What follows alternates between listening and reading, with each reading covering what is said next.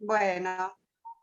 Bueno, entonces buenas tardes a todos. Hoy es el 26 encuentro del Ateneo del capítulo de Psiquiatría Infanto Juvenil de la Asociación Argentina de Psiquiatras.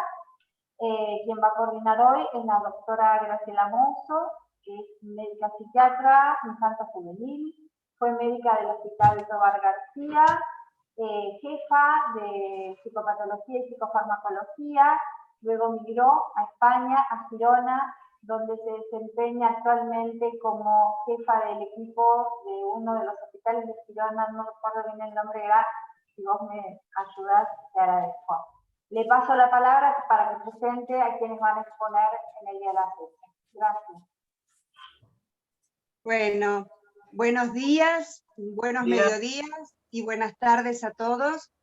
Hoy vamos a presentar un ateneo de este grupo tan interesante de psiquiatría infanto-juvenil de la Asociación Argentina de Psiquiatras, que se llama El Proceso Diagnóstico en Psiquiatría, que lo va a presentar el doctor Sebastián Villanustre, aquí sería Villanustre.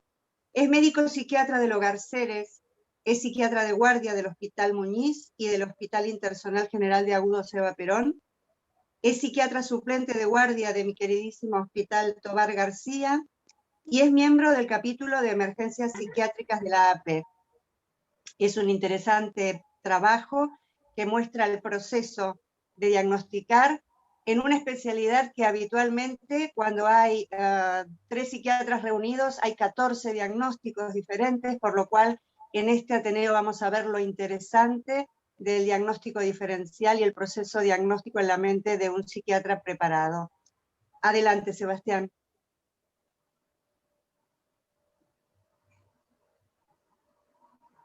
Bueno. Luego presentaré a los puntuadores. Bueno, empiezo entonces. Muchas gracias Marcia por la invitación. También agradecer a la doctora Fernanda Cordero, que ella trabaja en la Guardia del Tobar conmigo y trabajamos juntos y este caso lo hemos visto juntos, así que parte del diagnóstico se debe a ella.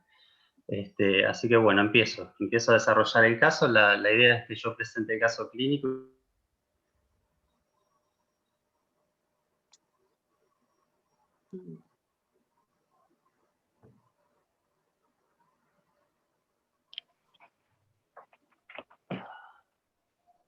No se oye.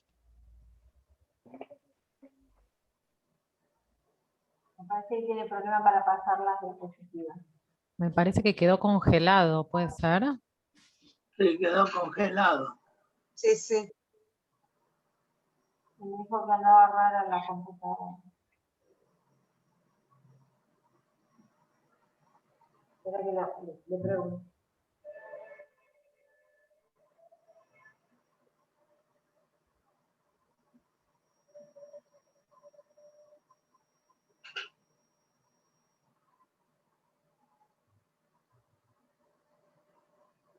A ver. Qué lío las señales, Sí, ya no sé.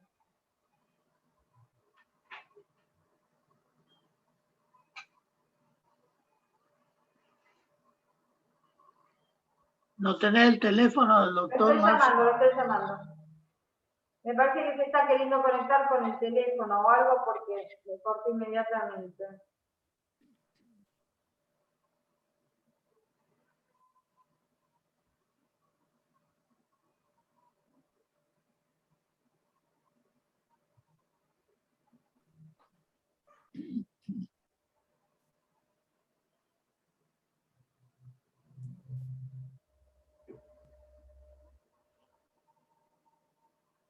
Bueno, yo lo que les quiero contar es que en este caso, que es un caso muy interesante en relación al diagnóstico diferencial, fue un diagnóstico de una enfermedad. Dina. Hola. Hola. Hola. Decime, ¿qué quedó en la primera presentación? Sí, no se te escuchó nada hasta ahora, ¿eh? Nada. No. Ah, ¿nada? Nada. ¿Y ahora me escuchás? Perfecto. Así que podemos empezar ahora. Ah, bueno, dale, arranco. Dale. Bueno, Lo primero era agradecerte a vos, Marcia, por invitarme a participar de esta charla, y agradecer también a la doctora Cordero, porque este caso lo vimos juntos en la guardia del Hospital Tobar García, y bueno, un poco el diagnóstico fue, y la sospecha diagnóstica fue compartida con la doctora Cordero. Se trata de una nena de 6 años de edad que concurre a la guardia sin antecedentes psiquiátricos previos. Inició su escolaridad en sala de 4 y actualmente cursaba el primer grado de escuela común con un buen rendimiento académico. ¿Se escucha bien ahí, verdad? Sí. Bárbaro. Es hija de padres separados. La gesta y el parto fue a término de la nena, fue una gesta controlada, el parto normal, sin complicaciones perinatales. Mantuvo lactancia hasta los 2 años de edad y las pautas madurativas y el desarrollo no tuvieron ninguna particularidad. Y en la actualidad la paciente estaba conviviendo con la mamá, la pareja de la mamá, el abuelo materno con su pareja y esta señora que tenía un hijo de 10 años que se llamaba Mauricio. Ahí Mauricio lo resaltamos porque, según nos trae la mamá a la consulta, Mauricio le habría dado un susto muy grande a la nena, de esos sustos que nunca se olvidan. El motivo de consulta fue el día 27 de julio del 2020, en plena pandemia. Consulta por guardia del Hospital Tobar García por presentar, según nos refiere la madre a la consulta, ataques de pánico. O sea, la mamá ya trae un diagnóstico. Digamos que lo había pensado ella y con las personas que había consultado, y que la nena refería miedo, que el síntoma principal era que tenía miedos.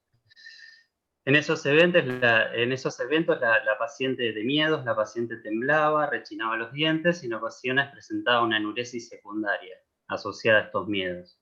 Los episodios de miedo lo presentaba desde hacía aproximadamente 1 año y medio. Habían iniciado en sala de 5 y la conducta era así. La paciente decía, tengo miedo, y generalmente se abrazaba a alguien como una conducta, como un automatismo, una conducta estereotipada.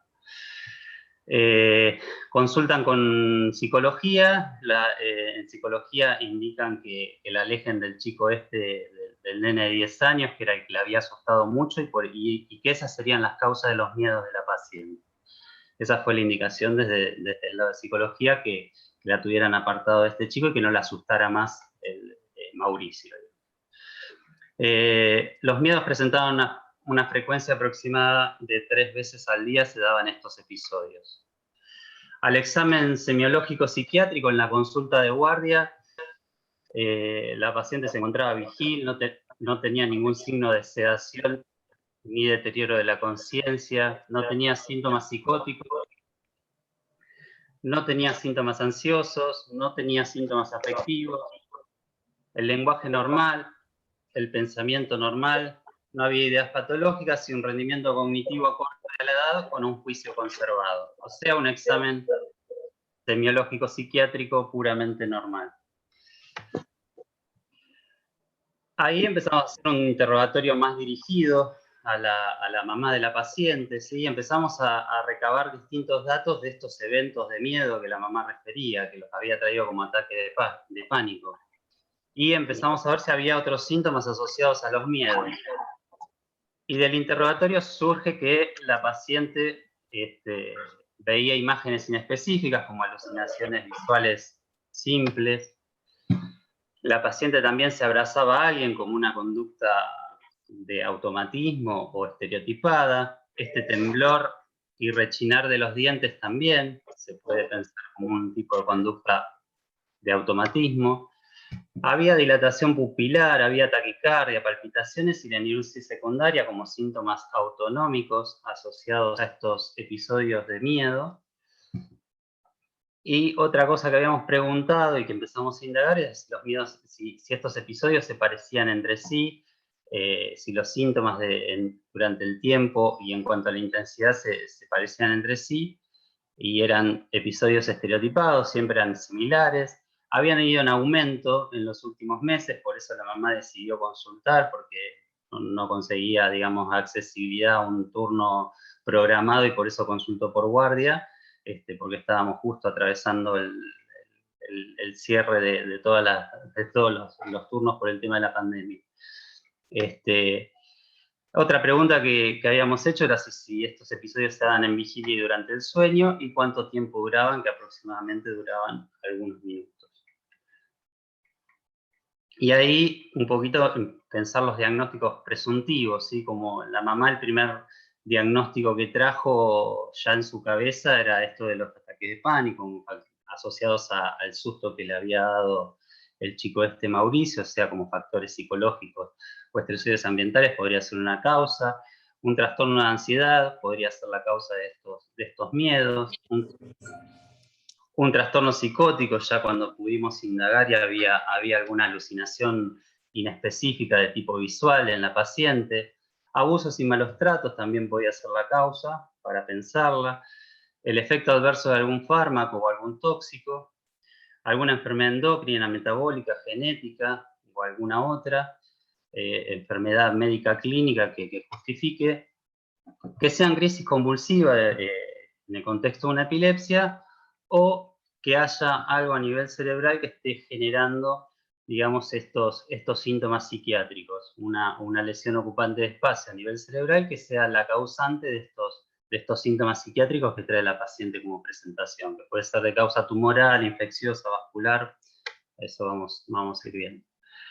El mismo día de la consulta se pide la interconsulta con neurología, se solicita la evaluación por neurología, con un examen neurológico normal, ¿sí? El examen clínico neurológico era normal, neurología solicita un electroencefalograma, le pide a la mamá que filme estos episodios, y la sospecha o el diagnóstico presuntivo es de síndrome convulsivo, un síndrome convulsivo, por las características clínicas que habíamos mencionado antes. Se realiza el electroencefalograma 4 días después de la consulta y se informa con ondas lentas con puntas intercaladas en región frontotemporal derecha de configuración irregular y irregular frecuencia de aparición. Neurología ahí, ya con el electroencefalograma, inicia tratamiento con clobazam, titulando la dosis hasta lograr la remisión de los eventos que motivaron la consulta. O sea, con el clobazam los episodios remitieron por completo, y solicitan una resonancia magnética por imágenes de encéfalo con y sin contraste, y en protocolo para epilepsia. En la imagen, la secuencia de T1 no resalta ninguna imagen característica. Ya en una secuencia de T2 hay una hiperintensidad de señal a nivel córtico-subcortical, ahí se marca con las flechas verdes a nivel córtico-subcortical del hipocampo derecho. Acá hay más imágenes de la secuencia T2, donde se ve la hiperintensidad de señal. La resonancia no es de tan buena calidad, es un campo magnético bajo, por eso no tiene tan buena definición. Y en FLEG también resalta la hiperintensidad de señal a nivel hipocampal derecho, ¿sí? Córtico-subcortical. Ahí se pueden ver las imágenes. O sea, la causa de este síndrome convulsivo y de estos síntomas, de este miedo, no era el susto que le había dado Mauricio, sino que había algo a nivel cerebral que estaba generando estos síntomas psiquiátricos que motivaron la consulta. Estas son las imágenes de FLER, donde se resalta un poquito más. Después van a mostrar más imágenes con un resonador de mejor calidad que se van a ver mejor. Bueno, el informe de la resonancia se hizo en julio la consulta, recién a fines de septiembre pudimos contar con la resonancia y ya con un diagnóstico más cerrado, más acertado. Hay una hiperintensidad de señal en secuencias T2 y FLEG a nivel de la región córtico-subcortical hipocampal derecha.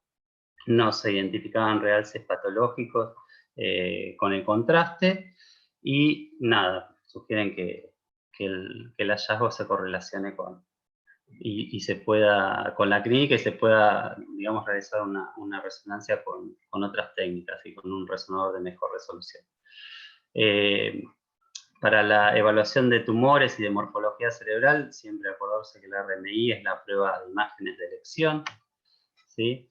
Y un poco la discusión del Ateneo y de cómo pensar a los pacientes es, más allá de que uno se va sesgando en el ejercicio de la profesión y que termina pensando que todo puede ser psiquiátrico y primero piensa en las causas psiquiátricas, no tenemos que olvidarnos que la dinámica tiene que ser siempre otra, ¿sí? De pensar siempre que puede haber causas médicas clínicas que expliquen los síntomas psiquiátricos que estamos viendo, no olvidar las causas tóxico-farmacológicas que pueden ser las que expliquen también los síntomas psiquiátricos que estamos viendo, y en última instancia, si hemos descartado que no hay causas médicas clínicas, no hay causas tóxico-farmacológicas, pensar en causas médicas psiquiátricas primarias como causantes de los síntomas psiquiátricos que estamos observando en los pacientes.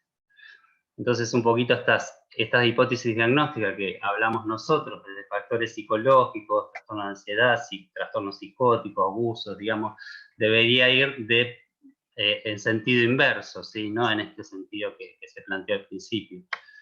Y menos aún considerar en primer término un factor causal psicológico cuando puede haber una causa médica clínica o una causa neurológica, como en este caso, que esté explicando, digamos, los síntomas psiquiátricos que estamos viendo en la consulta.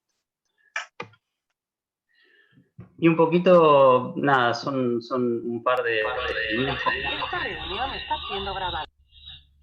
Hoy son, digamos, un par de filminas donde vamos a ver una generalidad para ya darle paso a los especialistas en el tema, a Dina como neuróloga y a Ramiro como neurocirujano, que son los que realmente saben de esto. Los tumores primarios del sistema nervioso central.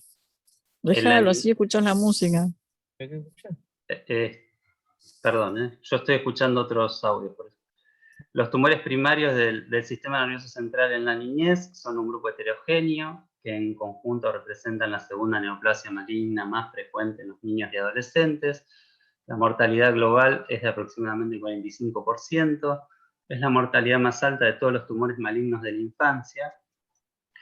Y con la neurocirugía, la radioterapia y la quimioterapia mejora muchísimo el pronóstico de estos pacientes, y la base del tratamiento casi siempre es siempre que se puede, ¿no? Es la resección quirúrgica completa en esos casos que es factible realizarla. Eso nos va a hablar Ramiro. Tumores de los hemisferios cerebrales en la niñez, que es el caso de esta chica, desde el hemisferio derecho, ¿sí? Son menos frecuentes en niños que en adultos. Son de difícil diagnóstico porque hay ausencia de signos de foco característicos, los signos son variados. El síndrome de hipertensión endocraniana, al no estar en línea media y obstruir, digamos, la circulación del líquido, generalmente es tardío el síndrome de hipertensión endocraniana, que esto podría dar síntomas más precoces. Las convulsiones en la infancia a veces son habituales y no se asocian inicialmente a un tumor, sino que se asocian a otras causas. Pues todo eso lleva a que haya un retraso en el diagnóstico. Los gliomas son los tumores más frecuentes y menos frecuentes son los meningiomas, sarcomas o las metástasis en la infancia. En Estados Unidos hay 2.200 casos al año de tumores primarios del sistema nervioso central en la infancia. Más de 100 tipos histológicos distintos, o sea, son muy variados, pueden ser muy variados. Sin embargo, 5 variantes representan casi el 80% de los tumores: el astrocitoma pielocítico juvenil, el meduloblastoma, el astrocitoma difuso, los ependimomas y los craneofaringiomas. Esos se llevan casi el 80% de todos los tumores. Y la manifestación clínica depende mucho de la localización, depende del tipo de tumor y la edad del paciente. La obstrucción, como decíamos antes, en el líquido cefalorraquídeo va a dar un síndrome de hipertensión endocraniana, que puede ser la manifestación clínica de estos tumores. A veces, si no hay obstrucción de la circulación del líquido cefalorraquídeo en hipertensión endocraniana, puede haber cambios sutiles en la personalidad, la capacidad intelectual o el lenguaje, que pueden preceder a los síntomas clásicos de una masa ocupante de espacio, ¿sí? Que esos serían estos síntomas de cambios sutiles en la personalidad, de la capacidad intelectual, del lenguaje, son síntomas que tranquilamente pueden consultar al psiquiatra y lo podemos ver en la consulta. Y son síntomas frecuentes en los tumores de los hemisferios y supratentoriales, ¿no? En los niños pequeños y lactantes es más tardío aún el diagnóstico, se confunden los síntomas. Por ejemplo, si el paciente tiene vómitos y irritabilidad, uno no va a pensar, o el pediatra no va a pensar en primera instancia en un síndrome de hipertensión endocraniana, sino que va a pensar en factores digestivos, por ejemplo, como causante de esos síntomas. Entonces, todos estos factores retrasan, y lo inespecífico de la presentación, retrasan un poco el diagnóstico.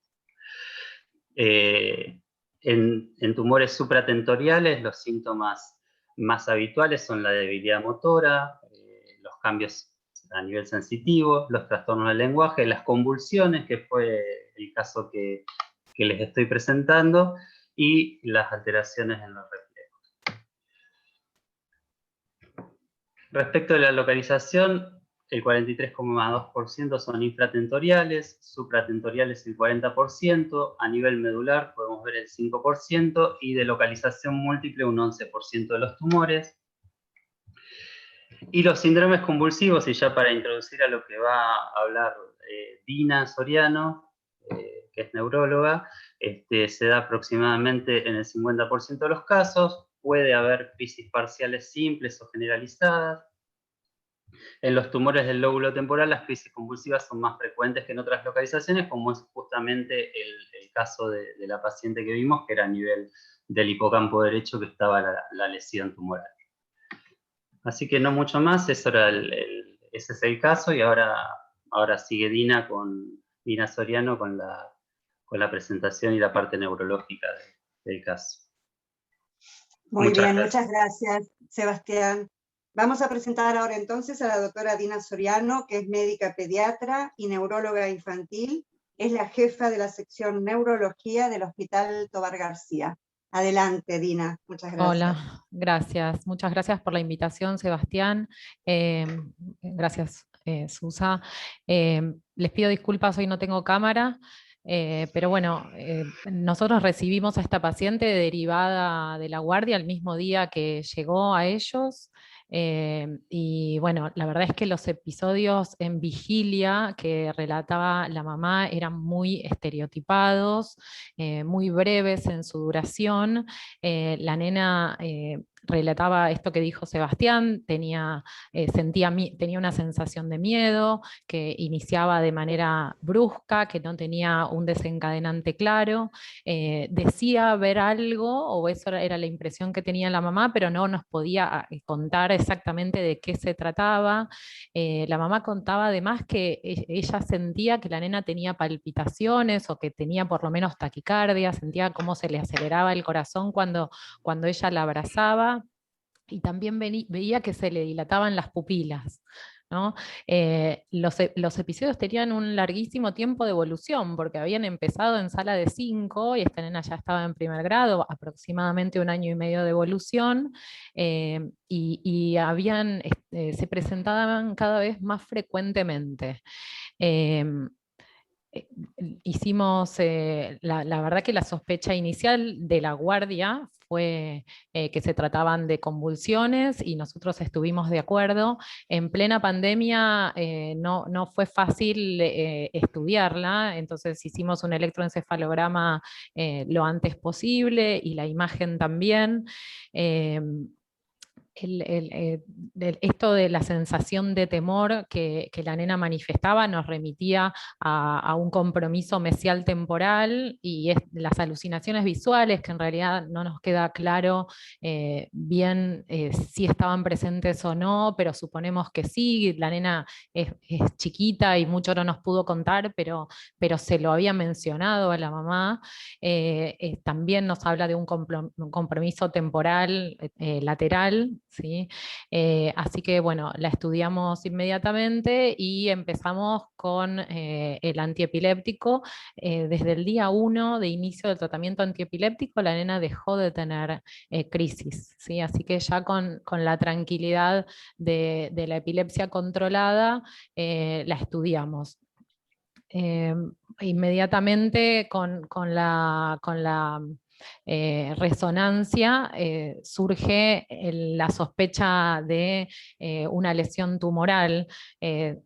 sabemos que, como dijo Sebastián, que los tumores del sistema nervioso central en la infancia son los segundos en frecuencia después de las leucemias, y que si bien no es tan frecuente el debut con convulsiones como en el adulto, porque en los niños hay un componente infratentorial, o sea, hay una frecuencia alta de tumores infratentoriales, y en esos casos la frecuencia de convulsiones como forma de debut es mucho menor.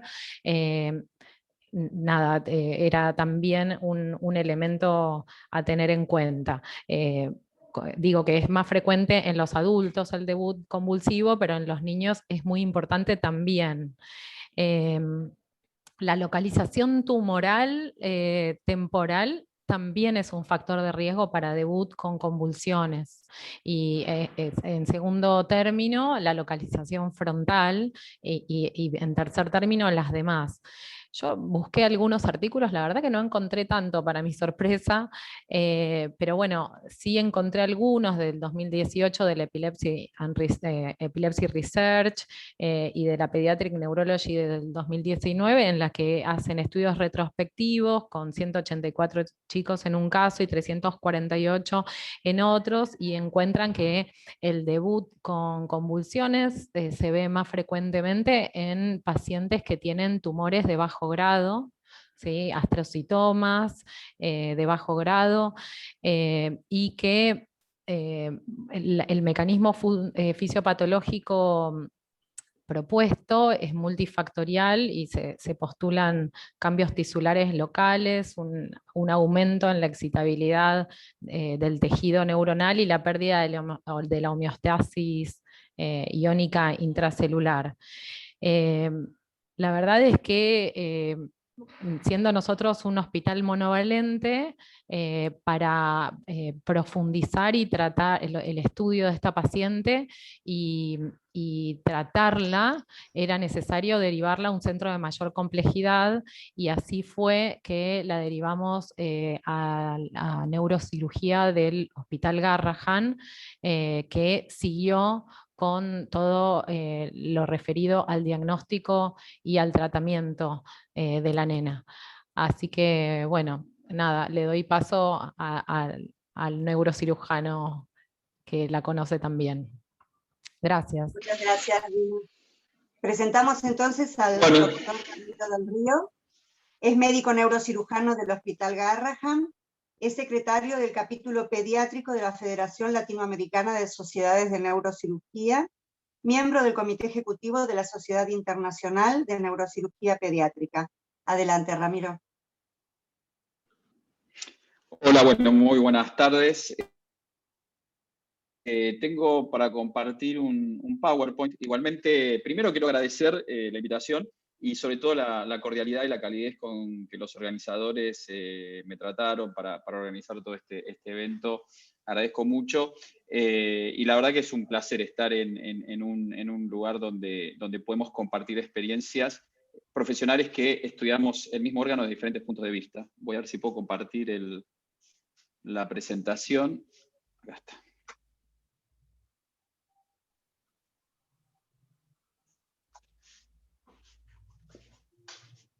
Segundo.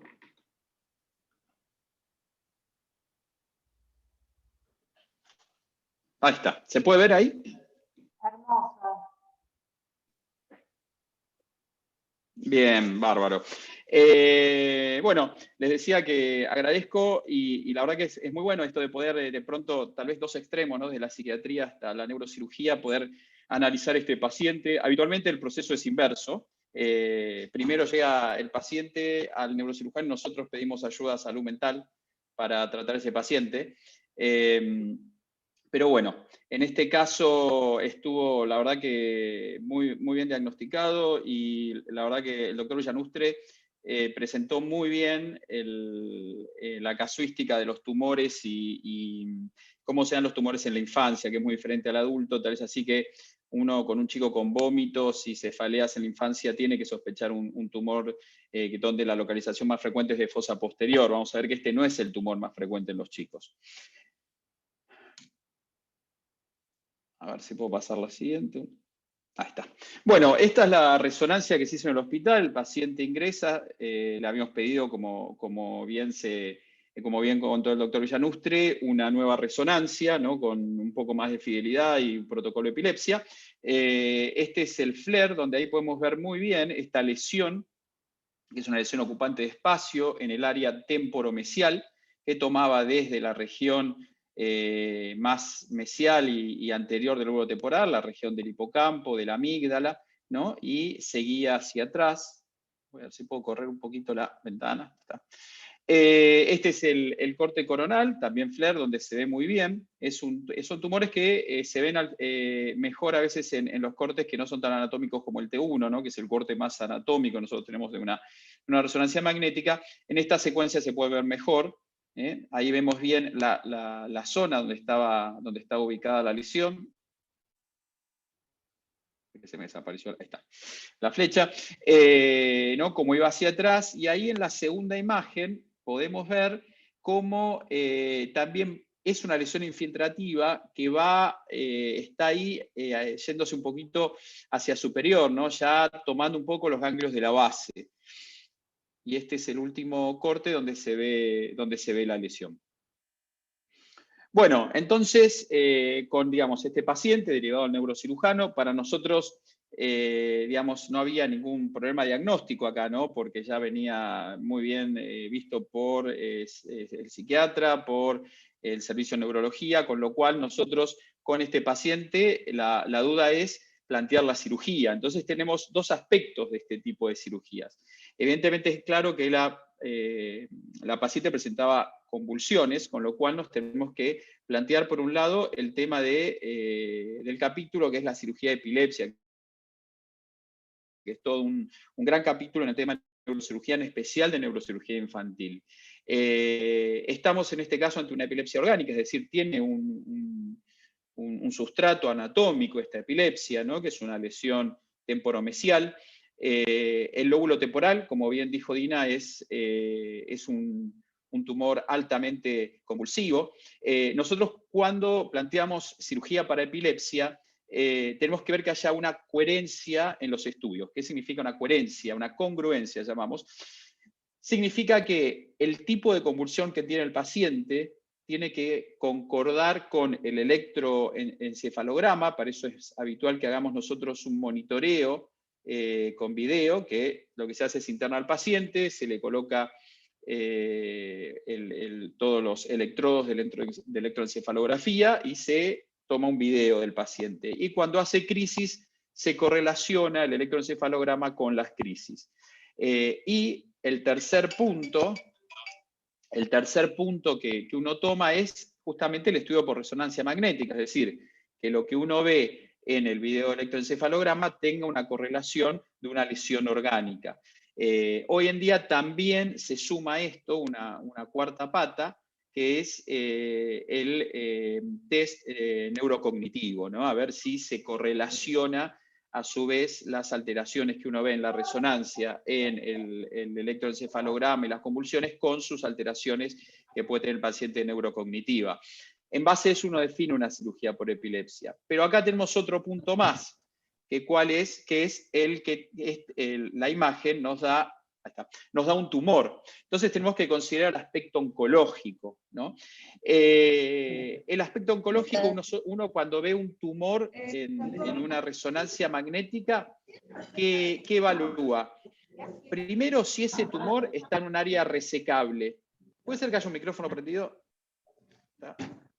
Que ese tumor esté en un área resecable. No todos los tumores de encéfalo son resecables. Es más, uno de los tumores de fosa posterior, que está aproximadamente tercero o cuarto en frecuencia, es una lesión de protuberancia intrínseca que no se puede resecar. Entonces, según el área donde se encuentre el tumor, uno evalúa si la lesión es resecable o no. Lo otro que uno necesita ante la presencia de un tumor cerebral en un paciente es saber de qué tipo de tumor se trata, ¿no? Que es la anatomía patológica. Uno puede a veces por imágenes, y en un par de casos la imagen es suficiente para, a través de, del estudio y de las estadísticas, poder hacer algún tratamiento de tumores no resecables que no son quirúrgicos por la frecuencia que tiene el tumor en la región, y uno deja entonces la biopsia, la muestra de tejidos, para una segunda instancia. Esos sean 2 tumores más específicamente, el glioma quiasma óptico y los tumores difusos de protuberancia.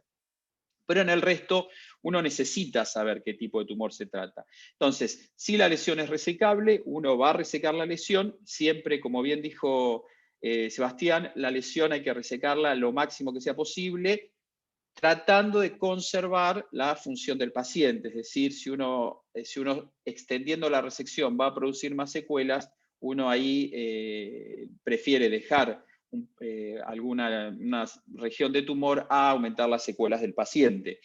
Entonces, en ese caso, bueno, uno obviamente todo lo que se reseca se envía a anatomía patológica y uno puede tener el diagnóstico. En caso de no ser resecable, hay técnicas mínimamente invasivas para poder llegar a la lesión, como son biopsias por endoscopía, si el paciente tiene hidrocefalia, o biopsias estereotácticas con un sistema de coordenadas para obtener una muestra de la lesión y así poder hacer el diagnóstico. Entonces, en este caso, si bien el paciente, como les decía, al tener un tumor no vamos a seguir todos los pasos de la congruencia epiléptica, porque el aspecto oncológico, digamos, está por arriba. Eso sí cerraba, como bien dijo la doctora Soriano, que era una lesión temporal, que produce convulsiones en esa región. Estas convulsiones son acordes a convulsiones del lóbulo temporal, con lo cual no íbamos a requerir más estudios por la necesidad oncológica de operar ese tumor, pero desde los 2 aspectos estamos de acuerdo con que había que operarlo. Es más, el tumor lo operó uno de los médicos del hospital especialistas en cirugía de epilepsia, al ser, como dijo Dina, la región temporal, una región altamente convulsiva. Los cirujanos que más se dedican a epilepsia están muy familiarizados con la anatomía temporal. Hay otras lesiones temporales, como pueden ser las esclerosis mesiales, que es así, hay que seguir todo un estudio, hay que ver si esa esclerosis realmente obedecen es decir, las epilepsias obedecen a esa esclerosis, porque uno no va a ir a resecar el lóbulo temporal si las crisis no se originan en ese lugar. Pero en este caso el tumor, bueno, lo operó este doctor, se hizo una resección, ahora vamos a ver las imágenes postoperatorias.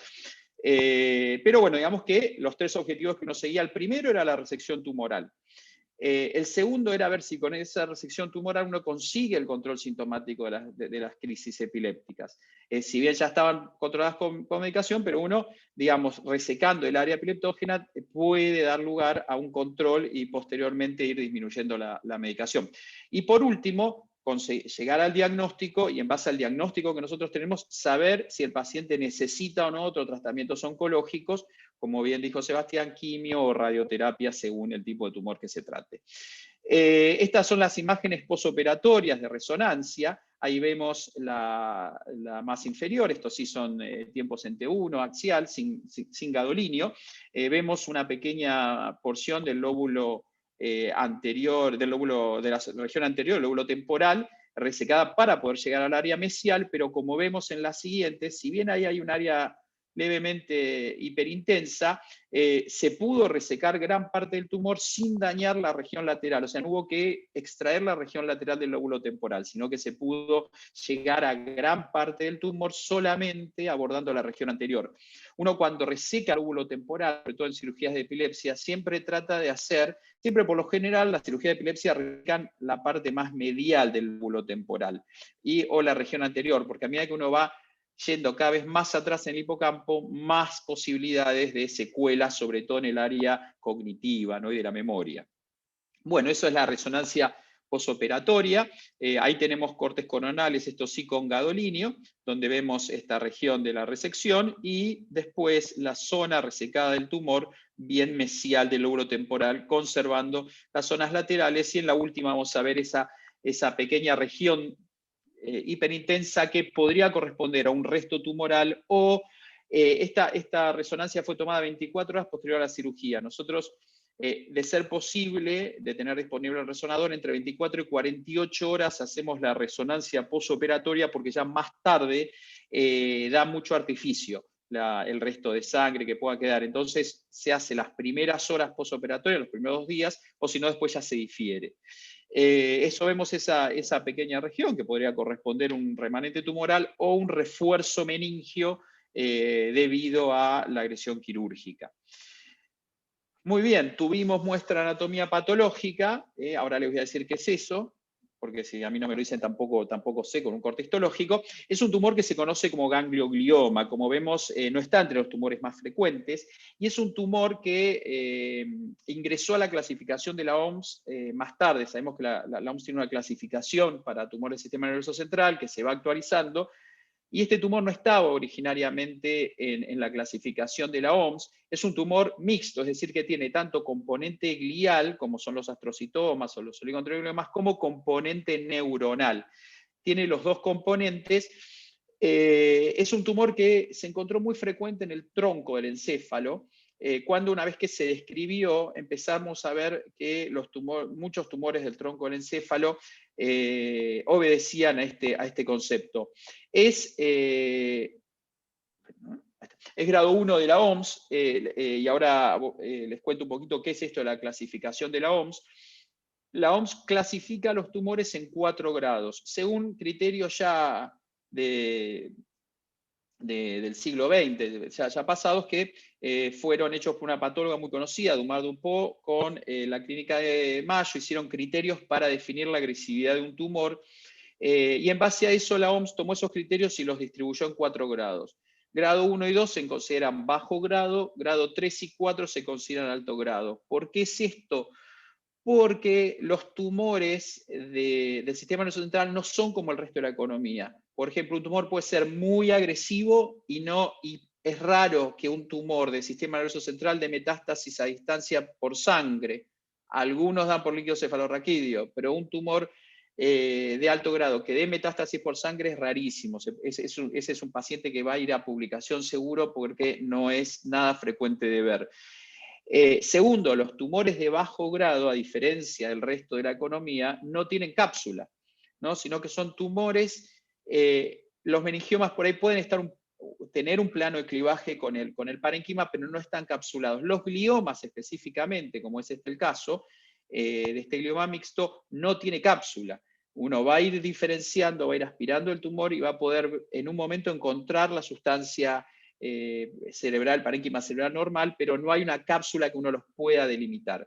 Este mismo grado tumoral es el otro tumor que sí es frecuente en los chicos, que es el más frecuente, que lo dijo Sebastián, que es el astrocitoma pilocítico, cuyo lugar más común de encontrarlo es en la fosa posterior.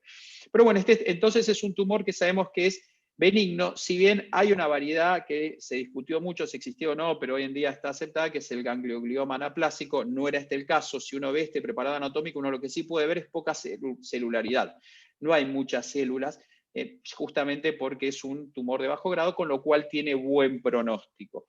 El pronóstico de esta paciente es muy favorable. Yo les decía, en una época, por ejemplo, los tumores de tronco, el objetivo de la cirugía era resecarlo todo, y después los pacientes quedaban muy secuelados. Hoy en día ya la conducta es resecar cuanto más se pueda. Tenemos ayuda de neurólogos que hacen monitoreo en quirófano, con lo cual uno trata de no dejar secuelas, y uno ve que estos tumores, estos gangliogliomas operados en tronco, muchas veces quedan quiescentes y no vuelven a crecer una vez que uno los opera. Con lo cual eso da más la teoría para hacer con este paciente una conducta específica. En el momento, ni quimioterapia ni radioterapia. En los gliomas de bajo grado siempre lo primero que se busca es hoy en día tratamiento con quimio. La radioterapia se la trata de evitar por las consecuencias adversas que tienen, si bien hoy avanzó mucho los tratamientos radiantes con las técnicas más dirigidas, pero dan secuelas. Antes sí se irradiaban más. Hoy se trata de evitar la radiación hay protocolos de la Sociedad Internacional de Oncología Pediátrica, y lo nuevo en los tumores son las terapias que se llaman terapias blanco, quimioterapia, que buscan atacar directamente la cascada que produce el crecimiento de la célula tumoral, o sea, se ve alguna mutación en la célula. Estos tumores ganglioglioma pueden tener una mutación, que es la misma que tiene el melanoma, que se llama BRAF V600C, es una mutación en un gen que es el que produce la activación de una vía bioquímica, y justamente la terapia target del melanoma, que es una droga que se llama bemurafenib o dravafenib, se puede usar en caso de crecimientos tumorales de gangliogliomas no resecables que presentan esta alteración bioquímica. Lo otro que sí sabemos hoy en día es que los gliomas del niño, por ahí, aunque parezcan similares en la microscopía a los del adulto, biológicamente son tumores completamente diferentes. Es muy raro que perdón, se me quedó sin batería el auricular. ¿Se me escucha bien igual? Sí, sí. Bueno, es muy raro que un tumor de bajo grado en el niño evolucione a alto grado. Es extremadamente raro ese caso, no así en el adulto. Entonces sabemos que estos tumores en los chicos tienen un tratamiento especial, y de necesitar tratamiento oncológico tiene que ser alguien especialista en tumores pediátricos el que lo siga. Bueno, para concluir y no extenderme más, podemos decir que este paciente tenía un cuadro clínico que justificaba la lesión que encontrábamos en las imágenes, que ante esa lesión uno evalúa riesgo-beneficio de una cirugía. En este caso el beneficio superaba lejos al riesgo, con lo cual se decidió ser operado con los objetivos que dijimos anteriormente: resección tumoral, diagnóstico y control de crisis.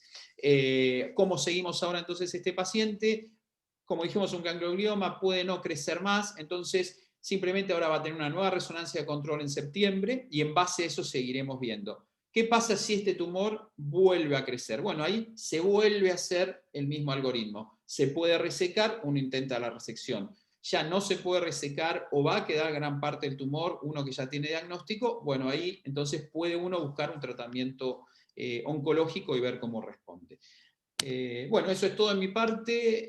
Nuevamente agradecerles. Yo cuando estaba en la Facultad de Medicina estuve en el laboratorio de anatomía de neurociencias, que el doctor Horacio Conesa, por ahí alguien lo escuchó nombrar, era el encargado, y ahí aprendí lo que era poder congeniar ideas entre diferentes profesionales, ciencias básicas, neurocirujanos, había psicólogos en el laboratorio también, y bueno, y entonces esta diapositiva al final un poco es eso, ¿no? El cerebro, que es una máquina increíble. Se dice que el siglo XX fue el siglo de las neurociencias, y a pesar de todo eso no se sabe casi nada del cerebro, y dice que se necesitan neurocientíficos sádicos para poder nombrar cada protuberancia, surco, pliegue y lóbulo que encontramos en este cerebro. Bueno, muchas gracias por la atención. Gracias a usted, a ti, doctor Del Río. Bueno, vamos a presentar ahora a la siguiente puntuadora que cierra la mesa de puntuaciones, que es la doctora Gabriela Esandi. Es ex residente de Psiquiatría Infanto-Juvenil del Hospital Gutiérrez. Es psiquiatra en el Instituto de Salud Mental Pediátrica de Neuquén y directora docente del posgrado de Salud Mental Infanto-Juvenil, Sujeto, Redes y Comunidad de la Facultad de Ciencias Médicas de la Universidad Nacional del Comahue. Adelante, Gabriela, te escuchamos.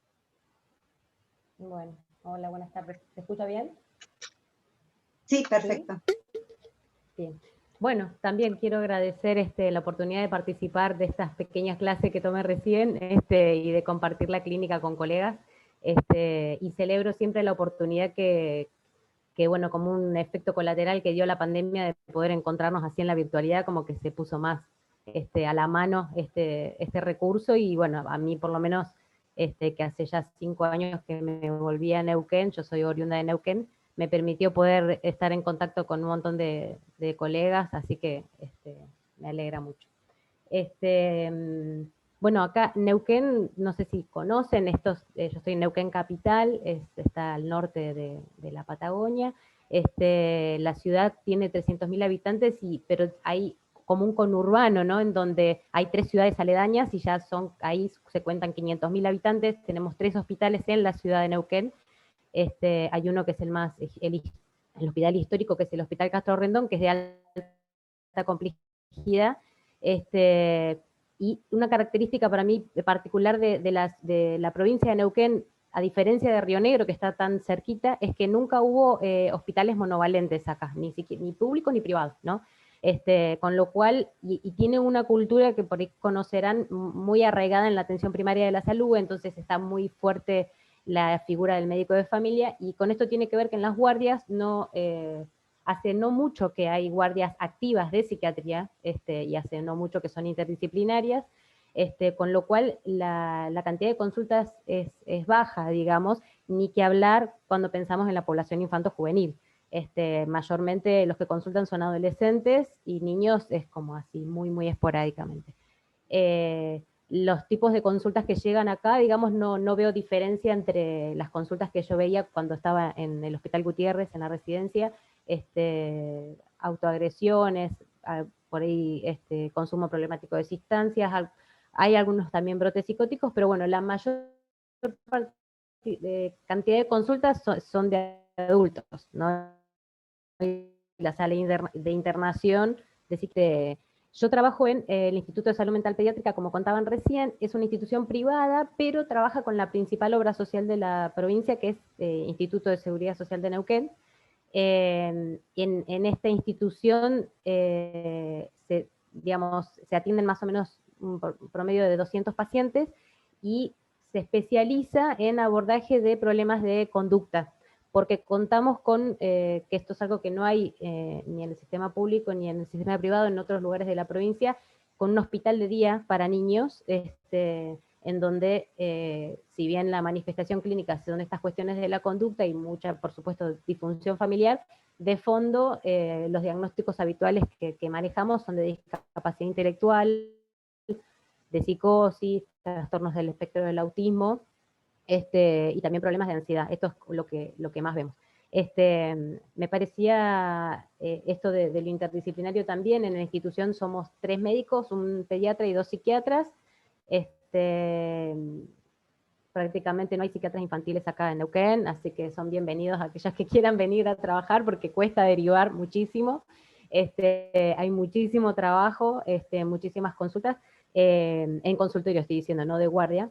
Y yo quería preguntar 2 cositas, Sebastián, en relación a esta paciente que me quedaba, bueno, ya se dijo mucho, creo que quedó muy claro y fue muy interesante. Me quedaba una pregunta, por un lado, de si hay más texto de la niña, porque aparece esto de que tengo miedo, y Dina recién comentaba algo en relación a que podría haber alguna imagen, pero me parecía interesante, porque por ahí a veces es lo primero que escuchamos, ¿no? Lo que dice un niño o una niña en relación a lo que le pasa con ese fenómeno, me hace preguntas, digamos, ¿qué decía ella? Si podía decir algo más de lo que ella vivía de todas estas escenas que cuentan clínicas. Y por otro lado, bueno, saber cómo le fue, ¿no? Cómo siguió, cómo estuvo después de la cirugía, cómo siguió con sus tratamientos. Muchas gracias.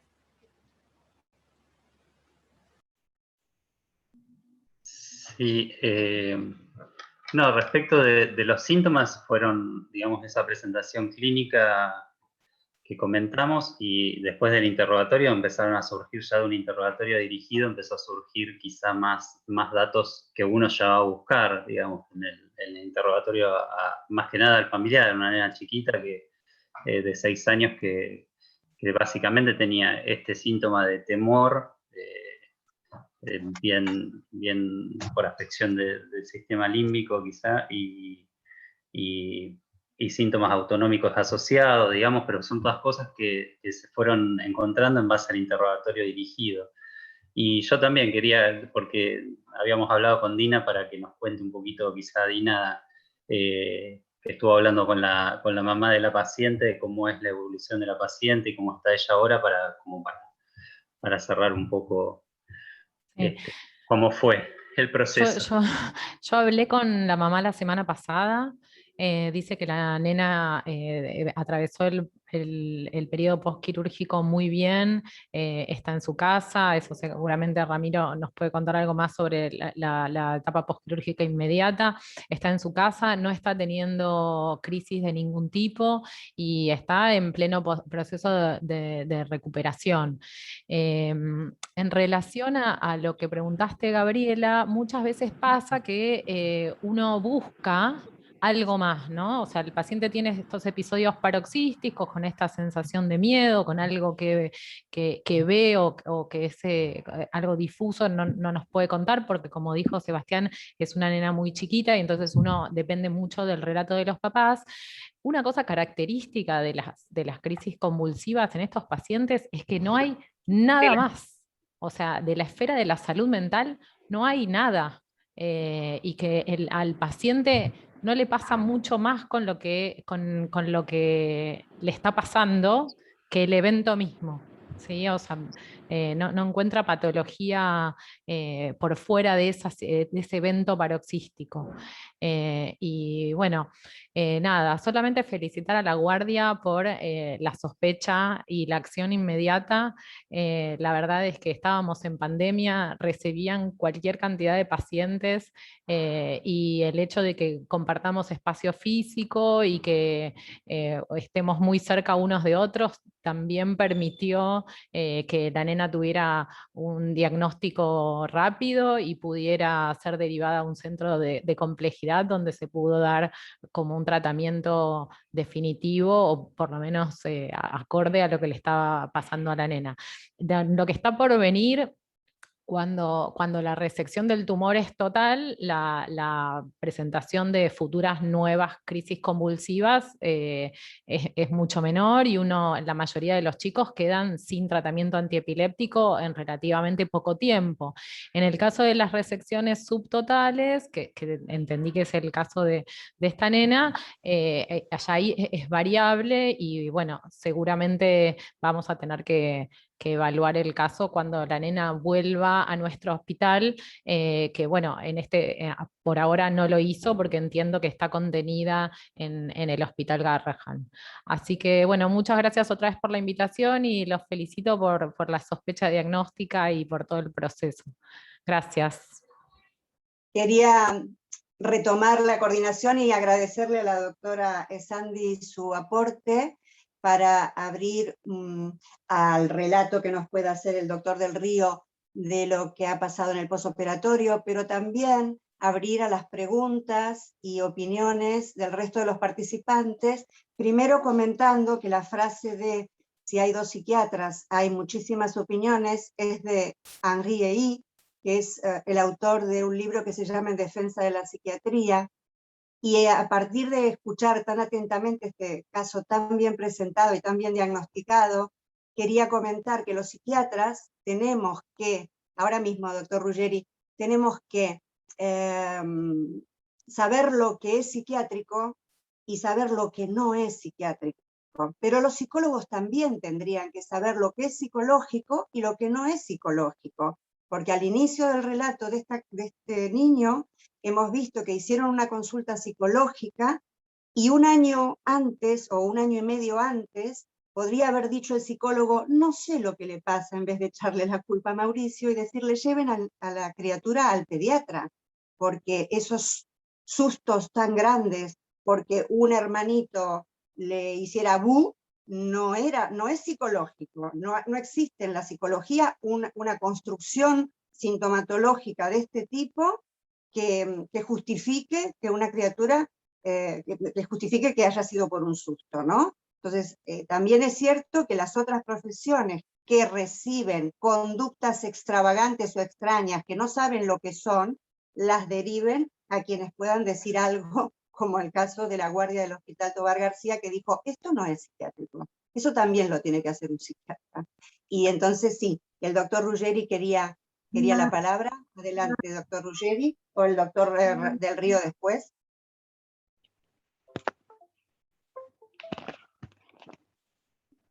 Doctor Ruggeri. aquí estoy. No, le quería decir si el doctor del Río, que es una de las estrellas, quería terminar de hacer alguno de los comentarios. Si no, hacía un comentario yo. No quiero sobreportar.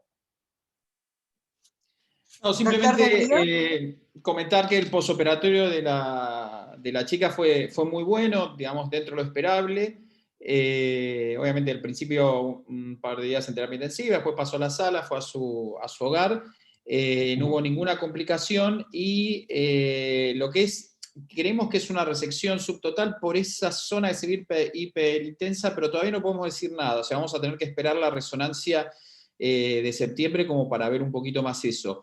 Y sí, tal vez el área más convulsiva del temporal, esa que es toda la zona anterior que tenía el tumor, esa zona se resecó, con lo cual es una chica que puede ser que pueda dejar los anticonvulsivantes el día de mañana. Pero bueno, eso sí va a haber que ir evaluándolo con los neurólogos, como para ir viendo los electroencefalogramas y demás, a ver cómo sigue adelante. Pero la chica la verdad que evolucionó muy bien, ya le sacamos los puntos y demás, está en su casa y ahora le toca el próximo control para seguir adelante con resonancia. A veces la siguen también los oncólogos, pero simplemente como para conocerla, ¿no? Porque no, como digo, ya no, por ahora no va a tener tratamiento oncológico esta chica. Muy bien. Doctora Zuni, ¿que quería opinar? ¿Puedo hablar?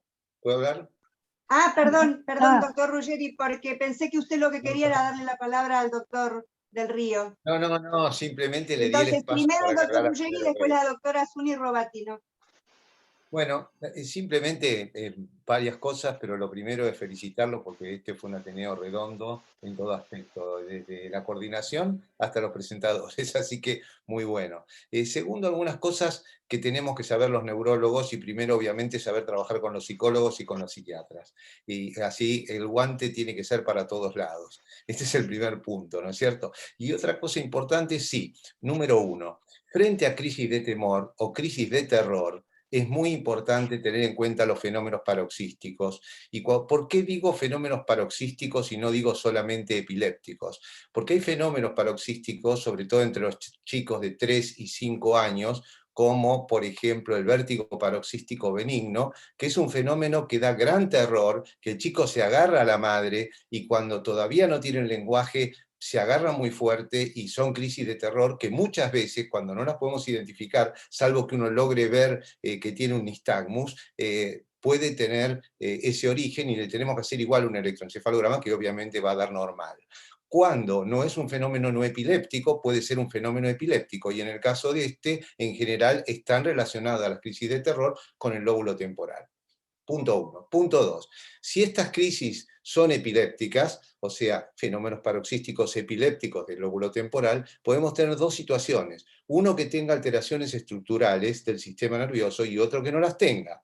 Ante esta situación, hay un tipo de epilepsia que se da en la infancia, en el lóbulo temporal, que tiene crisis de terror. Esto no quiere decir que frente a un chico con crisis de terror y electropatológico no hagamos un electroencefalograma, pero no siempre nos vamos a encontrar con un tumor. Podemos tener una epilepsia primaria no estructural.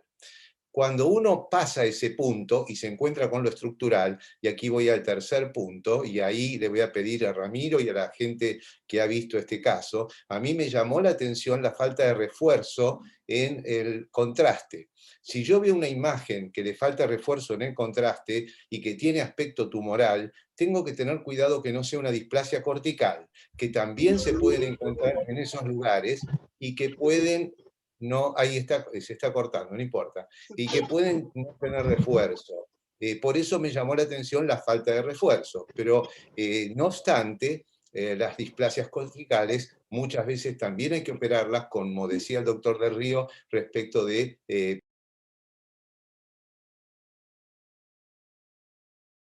No se oye.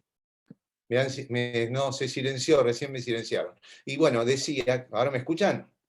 Sí, perfecto. Hay que silenciarlo. Perdón, ¿sabés qué pasa? Estaba hablando alguien con el teléfono y acá tenés que apretar 2 veces, entonces se te sube. Perdón. No pasa nada. Ay, no sé dónde me perdieron. Fui yo, porque soy un animal manejando esto. No importa, no sé dónde me quedé, pero ya terminaba. Decía que me llamaba, cuando uno encuentra una imagen estructural, tiene que saber si es maligna o benigna, o si es un tumor o es algo progresivo. Y si no tiene refuerzo, cuidado que no sea una displasia cortical, que esto puede incluso tener características similares a un tumor. Por eso me llamó la atención la falta de refuerzo, lo que no quería decir que no fuera un tumor de bajo grado. Esto es mi razonamiento respecto de este paciente, que probablemente o quede sin medicación o quede con medicación, y coincido con lo planteado por todo el equipo. Ramiro, ¿vos qué pensás de la falta de refuerzo y de mi razonamiento respecto de la displasia? Y nada más, muchas gracias. Sí, Víctor, lo que pasa acá en el Garrahan lo tenemos fácil, porque tenemos a Carlos Ruggilio y a Juan Princich, que son especialistas en neuroimágenes, entonces ya nos dieron el diagnóstico. Lo que es verdad es que, digamos, yo mostré 2 imágenes nada más para no mostrar toda la resonancia. Muchos de los tumores de bajo grado, salvo el pilocítico, no refuerzan con contraste, o sea, la falta de refuerzo es más común verlo en un bajo grado, salvo el astrocitoma pilocítico. Un diagnóstico diferencial de la displasia, no digo que no, tal vez por la forma que tenía, por estar el lóbulo más hinchado y demás, tenía más aspecto de tumor por la forma, más que nada, que de displasia, pero obligaba sí a hacer el diagnóstico diferencial, ¿no? Eran las 2 posibilidades. Muchas veces las displasias también están asociadas con otro tipo de tumor que es muy convulsivo, que es el DNT, el tumor disembroplásico, descrito por Dumas-Duport. Ese es un tumor que en donde esté del parénquima encefálico va a dar convulsiones. Y es un tumor que al resecarlo se den las convulsiones también. Y muchas veces va acompañado de displasia. Tal es así que la doctora Taratuto, me acuerdo, me contaba que hubo una gran discusión si incluirlo como tumor o no al DNT. En la OMS, así que bueno, al final ganó que quedara como tumor, pero es otra lesión también que podía plantearse como tal. Pero o sea, acá no mostré el tiempo de restricción, perfusión y demás, que son otros tiempos que uno lo van orientando más. O sea, hoy en día la resonancia magnética con todos los tiempos, yo cuando estudié en la facultad era T1 y T2, y ahí se acababa y aparecía el flare después. Hoy en día hay muchas ponderaciones de la resonancia que nos permiten acercarnos más, y ya se está, por ejemplo, en un tipo de tumor llamado meduloblastoma, ya incluso hasta se puede llegar a inferir la variante genética del tumor.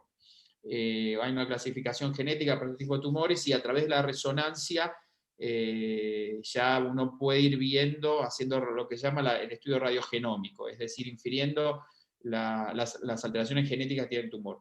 Así que, bueno, son lesiones a descartar también. Por varias cositas tendía más a ser un tumor, pero el diagnóstico diferencial justamente era la displasia. Y no reforzada con contraste por un tumor bajo grado. Un pilocítico supratentorial es muy raro. El pilocítico por lo general son infratentoriales, salvo del quiasma óptico. Bueno, yo quería decir algo. Nosotros Yo quería decir una cosa, en el equipo de neurología estamos la doctora Wolf, la doctora Vargas González y yo, y la doctora Vargas González planteó la posibilidad de que fuera una displasia cortical, y estábamos debatiéndonos entre tumor y displasia cortical. Nosotros también lo pensamos como ustedes, pero bueno, ya está claro cómo fue. Está bien, está muy bien. Bueno, eso lo comenté a propósito, buenísimo. La doctora Suni Robatino, que quería opinar sobre el caso. Bueno, aquí estoy. Bueno, trataré de no ponerme nerviosa porque ustedes me intimidan con semejantes saberes. Si me trabo, ténganme paciencia. Bueno, a mí, yo estaba pensando que cuando yo me inicié en psiquiatría, vine a una ciudad muy pequeña, donde no tenía la facilidad con la que cuenta el doctor con su gran hospital Garrahan, ¿no? Entonces no nos quedaba otra que ahondar en la semiología, ¿no?, del paciente que venía a la consulta. Sobre todo porque ni neurólogo teníamos. Entonces teníamos que diagnosticar lo más pronto posible qué es lo que le estaba pasando al paciente. Entonces yo recién escuchaba, ¿no?, de una niñita de 6 años, una niña de 6 años ya tiene un lenguaje, ya tiene la capacidad de poder expresar lo que le está pasando, ¿no? Y entonces me parece fundamental que esa primera entrevista, porque cuando el paciente llega y dice, bueno, ¿cuál es el motivo de consulta? La primera pregunta, ¿no? Delimitar el motivo de consulta, y una vez que uno sabe cuál es el motivo de consulta, bueno, esta chica tiene miedo, ¿no? Este es el motivo de consulta. Bueno, ¿cómo es este miedo? ¿Cómo aparece? ¿Cuándo aparece? ¿Está sola cuando le aparece? ¿Está jugando? ¿Está mirando una película? ¿Está durmiendo? ¿Está comiendo? ¿Cuánto le dura? ¿Y ella cómo es? ¿Es miedosa en general o no es miedosa? O sea, hay tantas preguntas para hacer y también para hablar con la niña, para ver si ella recuerda cómo fue el acceso que tuvo. Lo de la duración me parece fundamental, ¿no? Porque esto que aparece en forma de ataque, de pánico y ataque, de miedo, una duración, es fundamental saber cuánto dura, porque la brevedad nos habla de quizás ya un signo de alarma, de decir, bueno, ¿cómo es este estereotipo de aparición? ¿A qué le llamamos enuresis? ¿No? Ese es el otro punto. ¿O no será una incontinencia? Habrá que pensar en una incontinencia y a partir de la incontinencia ver qué tipo de incontinencia tiene, porque es durante el acceso, es después, es antes, de noche, se hace pis, hay conflictos, pero no entrar en la conflictiva de la niña porque no llevaría mucho tiempo. Simplemente averiguar si hay algún problema, si hay conflictos, buscar si hay razones que justifican la aparición del miedo. Pero a su vez, ¿cómo es el ataque de miedo? Eso es fundamental.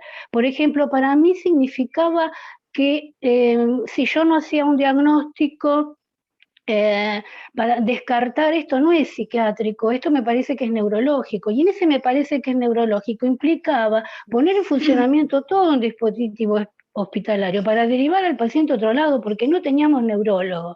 Entonces había que agudizar todos los sentidos para hacer un diagnóstico fenomenológico, como ustedes quieran llamarlo. Entonces, me parece, o la cuestión esta, por eso me pasó lo mismo que a Gabriela, ¿no? Me hubiese gustado que se pudieran explayar un poquito más en esta semiología con la niña, para poder aprovechar más todo lo que es diagnóstico diferencial. Esta alucinación, ¿qué era esta alucinación? ¿No? Porque una cosa es tener un aura, otra cosa es tener un fenómeno alucinatorio en la crisis, y otra cosa es tener una alucinación, y otra cosa es tener otro fenómeno que parece una alucinación, pero que no sabemos si es una alucinación. Me parece que es fundamental la descripción fenomenológica y a su vez, me pasó algo también que yo creo que Susa dijo algo muy importante. Los psicólogos también tienen que saber de psicopatología. Me parece Suni, que... Mira, perdón, realmente yo pienso que no hace falta profundizar, porque no se profundiza cuando uno entra a tratar de valorar cosas que ya no hacen falta. La doctora Cordero y el doctor Villanustre hicieron todo el interrogatorio necesario para decir esto no es psiquiátrico, no hace falta jugar más Pero cosas. me hubiese gustado escucharlo, a eso voy. La alucinación supuestamente visual también nos da un indicio de organicidad, ¿sí? Y los miedos y esos terrores, tanto de día como de noche, no nos pueden hacer pensar en un conflicto vivencial con Mauricio que Por le eso digo que no hay que entrar en la conflictiva. Me parece que no he sido clara entonces en la transmisión de lo que yo pienso. No, te entiendo, Suni, pero yo creo que han hecho exactamente lo que un médico psiquiatra tiene que hacer. Yo no estoy juzgando por eso hicieron el diagnóstico tan rápido. No, pero yo no estoy juzgando lo que ellos hicieron, porque yo no sé lo que ellos hicieron. Me hubiese gustado, a eso voy, no lo tomen a mal, me hubiese gustado que se explaye más en cómo fue la entrevista, como proceso diagnóstico, ¿me entendés? Porque a eso voy, ¿no? De que cuando se dice sí. Le damos Porque la por palabra ahí al doctor él, Ilan. me parece que el doctor le quiso dar tanto espacio a los neurólogos, porque era una patología neurológica, que a lo mejor él no pudo expresar todo lo que él Ahora había te entiendo. vivido en esta entrevista. Perdón, No, Ahora te entiendo. la doctora Cordero está ahí también, que participó con Sebastián. sí, ¿Por sí, qué no la está llama Fernando. a Fernanda?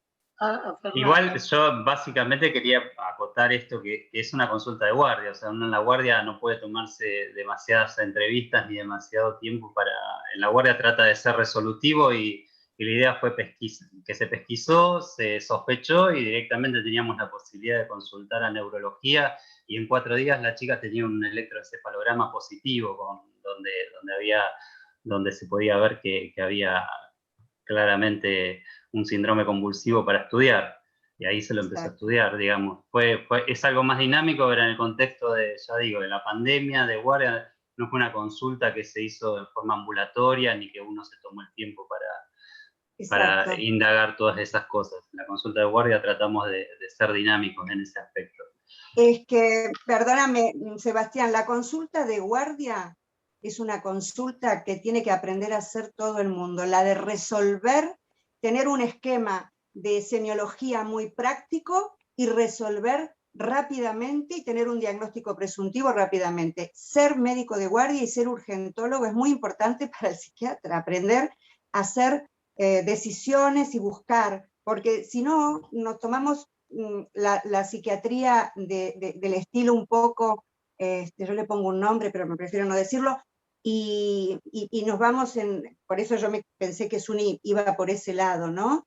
De la cosa interpretativa, que no es útil para hacer diagnóstico en una situación en la que uno lo que tiene que decidir es psiquiátrico o no es psiquiátrico, ¿no?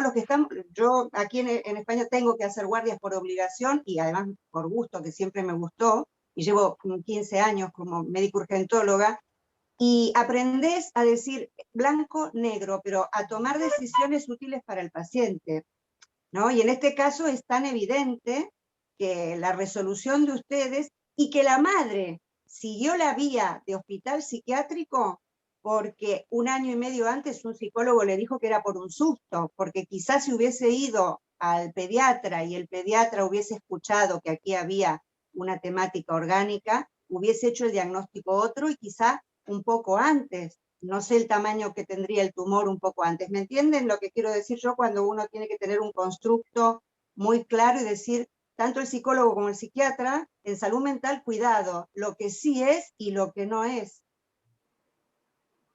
En ese sentido, no sé si, a ver, está sí, mira, el doctor Guido Lupi, que quiere comentar algo. Hola, ¿qué tal? Después, ¿Cómo están? Prendo mi cámara.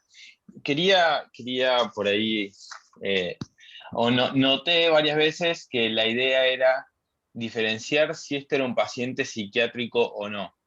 Y yo creo que el paciente en el momento que pone un pie dentro del consultorio psiquiátrico es un paciente psiquiátrico. Y porque parte de nuestro trabajo como psiquiatras es justamente hacer este tipo de diagnósticos. O sea, nuestra formación debería estar en gran parte orientada a descartar este tipo de cuadros orgánicos para poder resolverlo. En este caso se resolvió a través de una derivación a tiempo, pero eso fue gracias a la buena formación psiquiátrica. Eso era solamente lo único que quería aportar. Vale, muchas gracias, Guido. La doctora Fernanda Cordero, mi querida Corderito, quiere comentar también. Bueno, gracias Marcia por la invitación. Realmente, bueno, me alegra mucho participar conjuntamente con Sebastián, una paciente que la vimos en conjunto, ¿no? O sea que el diagnóstico lo hicimos de manera conjunta con Sebastián. Sí, agradecer porque siempre la guardia y sobre todo lo que atañe al rol de un psiquiatra infantil en guardia es considerado medio como el patito feo de la psiquiatría infantil, obviamente que es mucho más amigable o friendly hablar del psiquiatra que atiende TEA, y bueno, está todo como mucho más agradable, ¿no? En términos de la cultura. Pero bueno, el tema es que en relación a las incumbencias, como hablaba Suni, un psiquiatra infantil cuando está en un dispositivo de urgencias, el tercer término es el que piensa como psiquiatra infantil. Yo en urgencias de psiquiatría, primero voy a pensar en un trastorno clínico primario, después voy a pensar en un consumo de sustancias, y recién en un tercer término voy a pensar en un trastorno psiquiátrico primario. Soy psiquiatra infantil, soy aparte pediatra, tengo formación en emergentología, o sea, creo que muchas herramientas en mi mochila hay veces que no me alcanzan para abordar situaciones en crisis, ¿no? Pero bueno, las uso, pero sí definitivamente lo primero que voy a pensar es en un trastorno clínico primario, sobre todo en los dispositivos de urgencia. Me parece interesantísimo el caso porque nos hace ubicarnos en relación a las incumbencias y no engolosinarnos con aspectos donde el costo puede ser para el paciente, porque si de repente capaz, no sé, alguien hubiera dicho, bueno, y la madre y el vínculo, y se hubiera enganchado por ese lado, hubiera sido para un costo para el paciente. Entonces, me parece que esto me encanta el caso porque ubica con un dispositivo en el cual yo trabajo, no solamente en el TOBAR, sino en el SAME, y que realmente, bueno, reconcilia la especialidad en el campo de lo médico, ¿no? Y no perder esa advertencia de lo médico, porque si yo me engolosino con otras cosas, me lo morfo y el que paga el precio de eso es el paciente. ¿Qué es lo que a mí me hace derivarlo a la neuróloga o pienso claramente en una epilepsia o en algo orgánico? Y algo estaba mal, porque era una nena normal con algo que no armonizaba con su desarrollo y sus aspectos vinculares. Ya está. Todo lo que yo pueda, todo lo demás que quiera agregar de lo psicodinámico, entra dentro del terreno, de un terreno, diría, delirante, ¿sí? Especulativo. Especulativo es la palabra, tal cual. Bueno, ese era mi pequeño aporte, ¿no? Yo quería preguntarle por qué, qué síntomas de epilepsia tuvo doctora Cordero.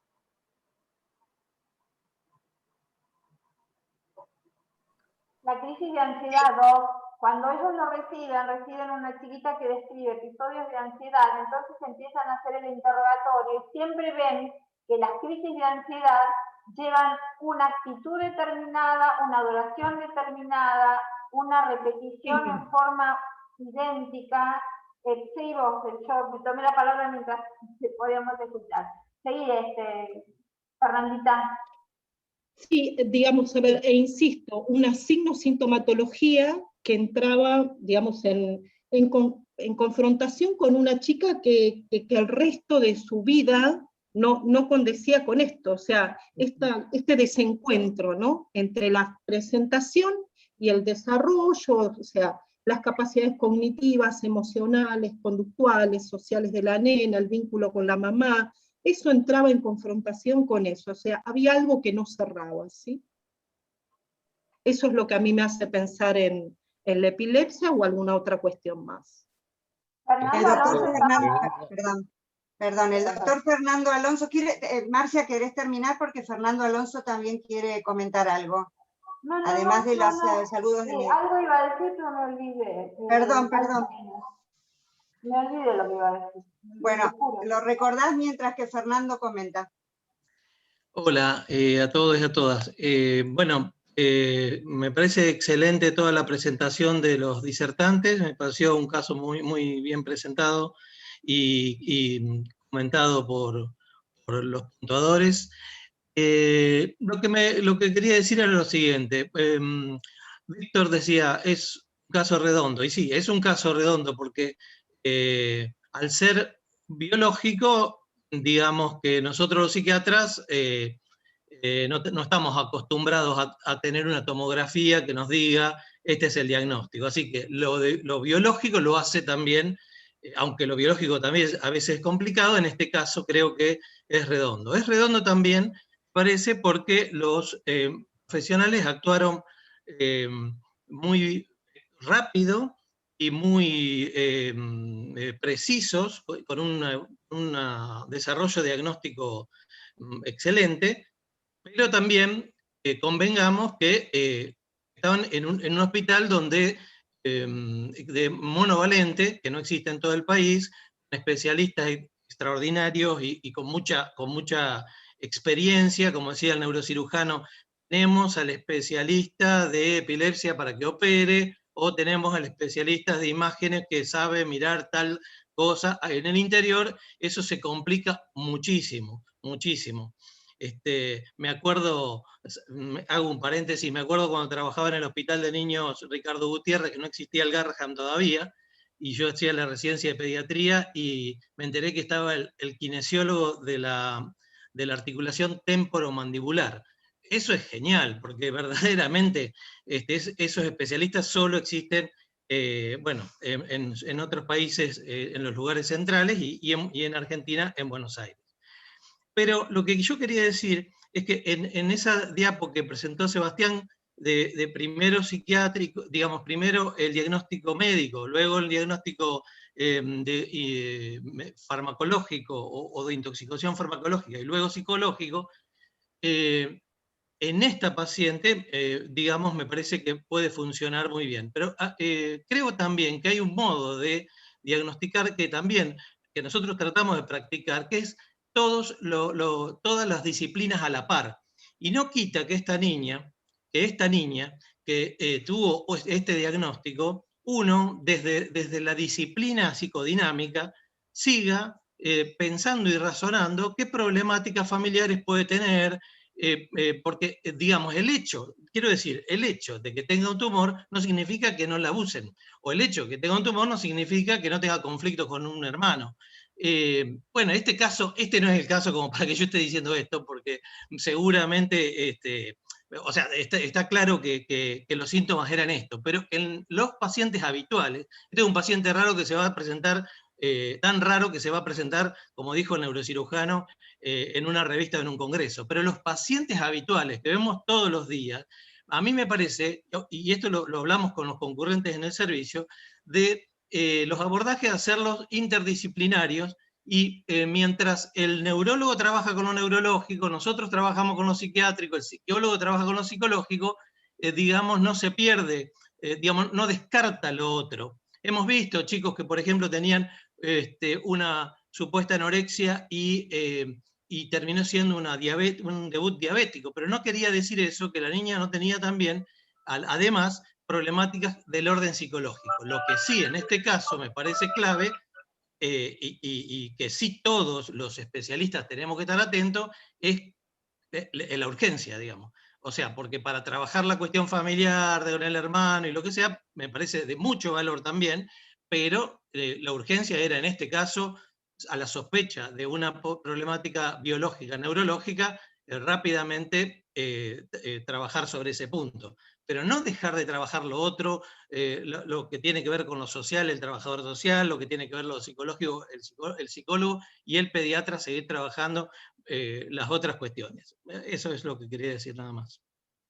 Perfecto, Fernando. Lo que ocurrió es que cuando primero tenían que descartar, en el orden cronológico de lo que hay que hacer cuando se recibe un paciente así, se descarta que hay un tema psicodinámico que tiene que ver con el motivo de consulta, hizo que el diagnóstico surgiera. Ese es el tema, que simplemente se hizo un buen descarte y se hizo una buena evaluación de las especialidades que eran necesarias.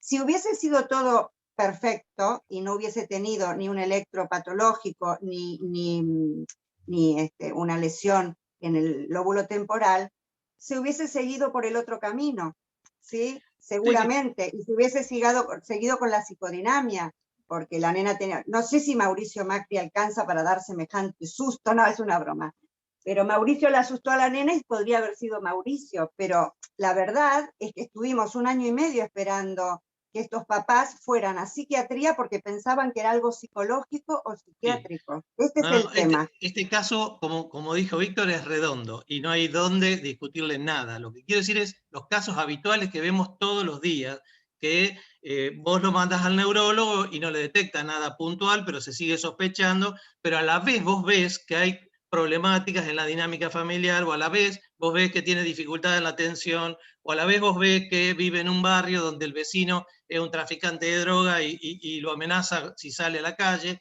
O sea, cuando vos te encontrás con el paciente habitual, que es ese, digamos, el que estoy nombrando, No, este creo que también es habitual, el trabajo es paralelo de todas las disciplinas. Sí, Y sí, siempre perfecto, pero valorando la urgencia, siempre valorando la este urgencia. también, pero Fernando, este también es un caso habitual. Cuando haces urgencias, ves muchas cosas. Como el otro día casi le pego un palo en la cabeza a un residente que no sabía, me puso en el informe que una paciente tenía un delirium y no era un delirium. Y el diagnóstico diferencial entre delirium, demencia, y etcétera, etcétera, etcétera, 4 temas básicos que hay que tener en urgencias, tiene que saberlo. Entonces, en este punto, cuando estás en urgencias o cuando ves un paciente, hace 15 días le pedí una resonancia a un señor que le aparecieron unas lesiones y había tenido un episodio de agresividad incontrolable contra su mujer después de 35, 40 años de casado. Y tiene unas lesiones que ahora ya lo mandé a neurología y neurocirugía. Pero claro, esto es cosas que te pueden pasar en los despachos. Sí, pero no es lo habitual. En nuestro servicio, en Rosario, esto no es lo habitual de encontrar tumores del lóbulo temporal todos los días. No es habitual.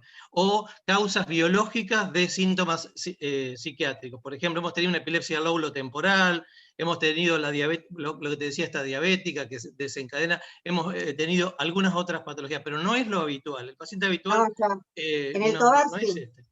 En el TOBAR sí, porque hace 20 años creo que el doctor Walde y el doctor Ignacio Nacho Zambitori vieron una criatura, creo que era un TOC de inicio súper agudo, en un chico chiquito, y también hicimos eso, ¿no? Mandarlo a neurología y le hicieron imágenes y tenía un cordoma. Nunca más volvió porque no lo seguimos. Creo que siguió en el Elizalde hace 20 años atrás, pero realmente nos dijeron, no, el diagnóstico es orgánico y lo habían visto 2 colegas del equipo que habían dicho un TOC así de un día para el otro con tanta sintomatología tan rara y era un cordoma que es también un tumor, no sé si benigno, no me acuerdo sinceramente, creo que benigno de línea media pero medio jodido porque es inoperable y no sé el crecimiento y no sé. Pero te quiero decir, también eso era la consulta externa del TOBAR, El TOBAR, claro, recibe, y hay que nutrirse de un hospital como el TOBAR que recibe tanta cantidad y volumen de pacientes, que en el volumen es donde ves estas cosas raras. ¿Alguien más quiere, no sé si alguien quiere decir algo? Me encantó a mí el caso, no sé si se dieron cuenta. Sí, bárbaro, fabuloso. El doctor Ruggeri quería agregar algo y hay muchos comentarios de piolas ahí en Sí. Hay si querés comentar los comentarios que ves mejor que yo, bueno, no, las 2 somos chicatas, perdón. Yo me operé ayer de glaucoma. No, por eso. Espera, Marina dice, a veces no se le encuentra la etiología orgánica a pesar de buscar la situación de aprendizaje, es saber los estudios para no perder oportunidad terapéutica. En caso de tumor o enfermedad metabólica, por ejemplo. O sea que, a ver, ¿qué puedo aportar? Hay 3 líneas de diagnóstico diferencial. La médica incluye consumo de sustancias, la psiquiátrica, porque también hay que hacer diagnóstico diferencial entre enfermedades psiquiátricas diversas, inclusive las agudas, las que tienen una urgencia, que son las que van a la guardia, y después lo psicosocial y ambiental, donde incluimos maltrato, abuso y demás, que muchas veces da cuadros agudos. Acá lo importante es que en este caso que presentamos, a mí lo que me resulta interesante y que es poco común, es que un médico de guardia, con un buen ojo clínico, pueda llegar a sospechar que una crisis de ansiedad no era una cuestión ni dinámica ni psiquiátrica, sino orgánica, y que oportunamente lo pudo llevar al neurólogo para hacer un buen diagnóstico y que terminó realmente siendo un cuadro orgánico. Entonces, es emblemático. Yo creo que son esos casos que siguen, así como mencionaba Graciela del cordoma. Es el ojo del médico de guardia que puede diagnosticar y hacer el diagnóstico diferencial. Acá, obviamente, el 90% va a consultorios externos, el 30 o el 20% irá a hospital de día, algunos se internarán, pero poder diagnosticar esto realmente es admirable para mí, es admirable. Sí, la verdad que sí, lo hicieron muy bien. Bien. La Suni se quedó un poquito preocupada porque pensaba que no habíamos entendido, pero la verdad es que es cierto que habitualmente se tiende en casi todos lados a pensar psicodinámicamente, por eso el psicólogo o la psicóloga dijo, bueno, le dieron un susto y los papás, el problema es que los papás se quedaron con esto, ¿no? ¿Puedo hablar y después? el psicólogo podía haber pensado terrores nocturnos. Puede ser que tenga terrores nocturnos, consulten con el pediatra, porque también podría cuajar dentro de terrores nocturnos, que si bien creo que no es patológico, pero podía haber dicho, bueno, consulten con el pediatra, a ver qué hacer con estos terrores nocturnos, qué sé yo, porque un psicólogo tiene que saber. ¿Puedo comentar ¿Ruggeri? algo? Sí, Sí, Ruggeri. sí, es interesante. A ver, sí, la verdad, a ver, es brillante. Yo creo que el psiquiatra en la guardia haya pensado en que era una posible epilepsia y después saliendo de allí a lo estructural es muy bueno. Quiero contar 3 anécdotas cortísimas. Tuve un paciente que tenía diagnóstico de anorexia nerviosa y tenía un tumor hipotalámico. Tuve un paciente que tuvo y que llegó a la guardia del Garrahan. Tuve un paciente que tuvo un síndrome de Russell, que es de los chicos chiquititos, que se hablaba desde el punto de vista psiquiátrico que la madre tenía una mala relación con el chico, tenía un tumor hipotalámico. Tuve un paciente que llegó a la consulta como un comienzo tardío de déficit de atención con impulsividad y tuvo un tumor frontal. ¿Qué quiero decir con esto? Que tenemos que tener en cuenta la semiología y obviamente que la emergencia es emergencia y finalmente las crisis de terror de la epilepsia no se las puede explicar el chico. El chico no va a decir, tengo miedo porque me aparece el monstruo o tengo miedo. No, son crisis que están generadas en el hipotálamo o en el sistema límbico y son crisis de terror. No hay una explicación para esto. Simplemente para llamar la atención de cosas que están relacionadas con cuadros que podemos confundir desde lo psicológico o psiquiátrico. Nada más. Gracias. Gracias, doctor Ruggeri. El doctor García Costo quiere comentar algo. ¿Estás ahí, Miguel? Sí, perdón. No, yo era un comentario más que nada semiológico. Me pareció excelente el manejo clínico que hicieron los colegas ahí en el Tobar. Y quería contarles una pequeña anécdota de mi primera guardia en el Tobar. Esa primera guardia la hice con la doctora Graciela Velázquez y nos trajeron un chiquito que desde una institución de minoridad y nos dijeron que se estaba autoagrediendo desde hacía como una semana y estaba con no sé cuántos medicamentos que le habían dado y la doctora Velázquez lo miró y dice, a ver, le levantó la remera y dice, este chico tiene sarna. En realidad la autoagresión que tenía este chico era que de pronto agarraba y empezaba, era claro, un chico que no podía hablar. Y la autoagresión era sarna. Eso quería comentarles.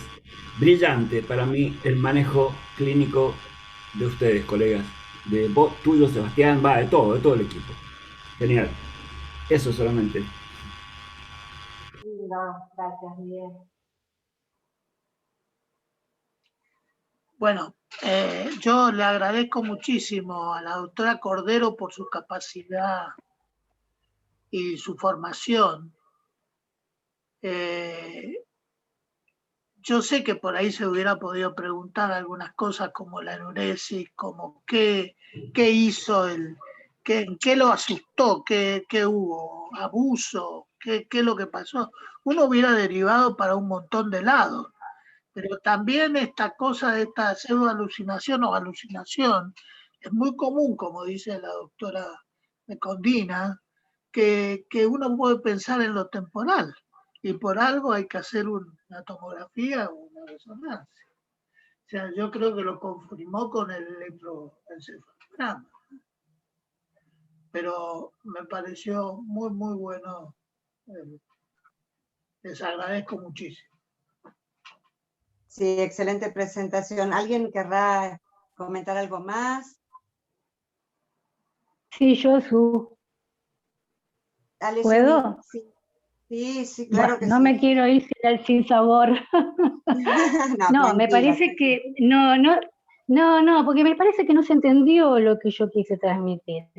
Con respecto a lo que dijo Ruggeri recién, de que el niño no puede explicar, bueno, justamente la semiología psiquiátrica tiende a dilucidar si el niño puede o no puede dar explicación a lo que le pasa.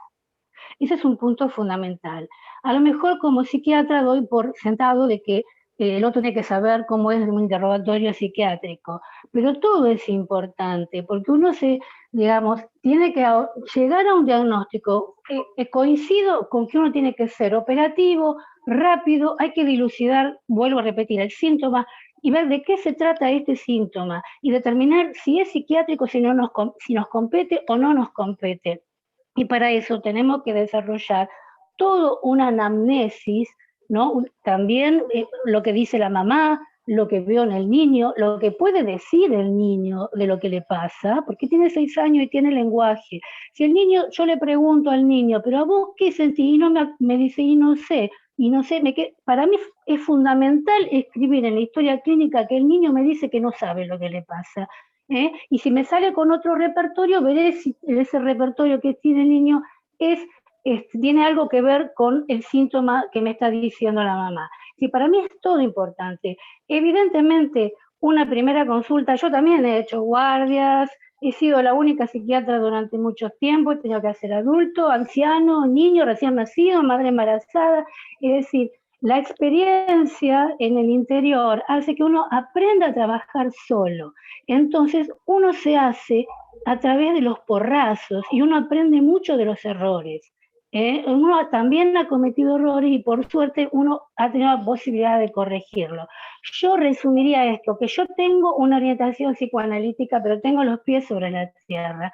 Yo voy a aplicar mi conocimiento psicoanalítico en aquel cuadro que yo sé que tiene que ver con alguna psicodinamia o con el inconsciente. Pero yo en una primera consulta, yo no voy a ir al inconsciente porque sería una muy mala praxis psiquiátrica y mi obligación es decir si este chico es para mí o no es para mí.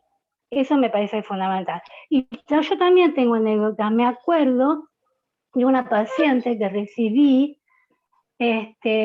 derivada ya por el neurólogo, había pasado por neurología, porque tenía un trastorno de la conducta alimentaria y estaba bajando mucho de peso y había sido internada y tuvieron que darle hasta alimentación parenteral por esta cuestión.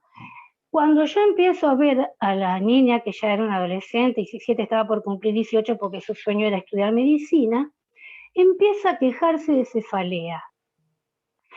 Y yo la empiezo a escuchar en esta cefalea. Y yo sabía, tenía 10 millones de conflictos esta niña, con su mamá y todo lo que hay atrás de una anorexia nerviosa. Sin embargo, yo detecté que había algo en su síntoma que a mí no me cerraba. Y la envío a otro neurólogo y la niña resultó tener un tumor. Que después, bueno, entró todo en un Ateneo en Capital Federal porque había los del Hospital Fernández decían que no se animaban a operar, que tenía que ir a un lugar de niños, los que iban a un lugar de niños hacían Ateneo, que no sabían que sí, que no. Bueno, la niña al final terminó operándose. Pero me refiero que yo sé que existe la patología neurológica, la tengo que tener muy presente, porque la salud de un niño está en mis manos. Pero, digamos, me tomo el tiempo suficiente como para hacer todas las preguntas que tengo que hacer y hacer una buena semiología para, digamos, para yo quedarme tranquila y por sobre todas las cosas hacer un diagnóstico correcto, porque la vida de un ser humano depende de mí, por más que veamos la mente y todo eso. Eso quería decir. Y lamento que no me hayan entendido. Yo creo que la reacción fue porque no me entendieron. Nada más. Hay dos. Perfecto, no, Suni, te entendimos perfectamente, pero también queríamos decir la importancia de la actividad del psiquiatra en las situaciones críticas, ¿no? Que es muy importante que sea muy resolutivo y que despeje rápidamente, que es dinámico. No. Hay dos personas que levantan la mano, pero a mí no me salen. Si pueden decir algo, que están interesadas en opinar. Sí, yo quería hacer algo en relación al tema, insisto, lo que, como el Ateneo salió redondo, porque el caso es redondo, pero a mí lo que más me llevo de este Ateneo es en relación a las incumbencias, ¿sí? Y a los discursos. Eso para mí es lo más interesante, porque si esto hubiera caído en un psiquiatrón, lo hubiera medicado con risperín, si este chico hubiera caído con un psicólogo, se hubiera trabajado con el vínculo con la madre, y bueno, qué sé yo, no sé, hipótesis especulativas. El psicoanálisis no está confrontado con la ciencia. Creo que lo importante es decir que los dos tienen, obviamente, son sentidos diferentes, divergentes, ciencia y psicoanálisis, medicina y psicoanálisis, pero tienen algo, una ordenada de origen, un punto en común que es fundamental. Ninguna de las dos prácticas son del orden de la creencia. Y que cuando empezamos a interpretar con creencias psicoanálisis o con creencias las ciencias médicas, ahí nos vamos al carajo y el que pagan el precio son los pacientes. Exactamente, muy bien. ¿Alguien más? Doctor Yunes, pero... Sí, yo quería decir y hacer un homenaje en este momento a la doctora Viviana Chape, que ha fallecido y que ha sido una valiente luchadora en nuestro hospital Tobar García. Y aparte, cuando ella creó el área, y creamos el área de preinternación, o sea, trabajar con los pacientes con psicosis, o que tengan familia, etcétera, trabajarlo con la familia y en la casa, antes de internarlo, porque teníamos una gran cantidad de internación. Ella hizo un trabajo con otro médico que era... Héctor Ramos. Héctor Ramos. No con Héctor, sino con el de Favaloro, el negro, no sé cómo se llama. El negro anatomía. El negro de neura, sí. El negro, sí, bueno. Entonces... Pratícola. Entonces, veían los pacientes con problemas del habla o problemas del aprendizaje, y en muchos de ellos se hizo resonancia o se hizo tomografía y se encontró muchas veces alteraciones a nivel cerebral, porque estaban trabajando en conjunto para ver qué es lo que pasaba a nivel del cerebro. ¿Cuántas veces habremos pasado con pacientes que nosotros no nos dimos cuenta y verdaderamente funcionaban con una parte y hay otra parte que no funcionaba? O sea, yo creo que la equivocación como el acierto son cosas que todos hemos tenido en nuestra carrera y en nuestro desarrollo. No es para preocuparse ni para sentirse mal. Yo creo que no podemos seguir luchando con el tema de las diferencias en cuanto a las ideas psicodinámicas o no, porque en realidad podemos tratar de organizarnos en conjunto para no pelearnos y para poder trabajar en conjunto sobre el tema. Yo creo que eso es sumamente importante. Bueno, yo les agradezco y bueno, para mí fue un gran dolor la pérdida de la doctora Viviana Chape, porque trabajó mucho en todo el hospital. Y antes de que yo fuera director, no sé, Susana, ahí está, Sosa, debe saber. Sí, de acuerdo, la llegada de Viviana, anterior a que usted estuviera en la dirección, y de acuerdo que ella había venido con un grupo de terapia sistémica donde se fueron todos ellos, menos Viviana, que siempre tuvo proyectos y además se destacó por lo trabajadora que era. Y me parece de que la vamos a recordar muchísimo, especialmente en ese trabajo de crisis que se hizo, donde muchos pacientes que nadie quería tomar porque mal dicho, y que no comparto esos caños, como muchas veces en la jerga hospitalaria se dice, ella los tomaba y con muchísima paciencia los sacaba adelante a ellos y a las familias. Entonces yo acuerdo con el homenaje a la doctora Viviana Chape, con mucho cariño la recuerdo. Me sumo al homenaje. Le podemos brindar un aplauso al cielo a la doctora Viviana Chape, porque... Lo demostramos todos.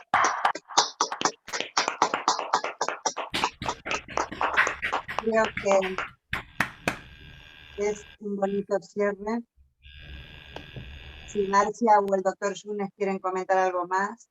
No, yo quiero agradecerles a todos, fue un Ateneo realmente precioso, ven que con toda la diversidad de Ateneos que vamos presentando, de alguna manera vamos viendo en las distintas presentaciones, distintas exposiciones de la interdisciplina.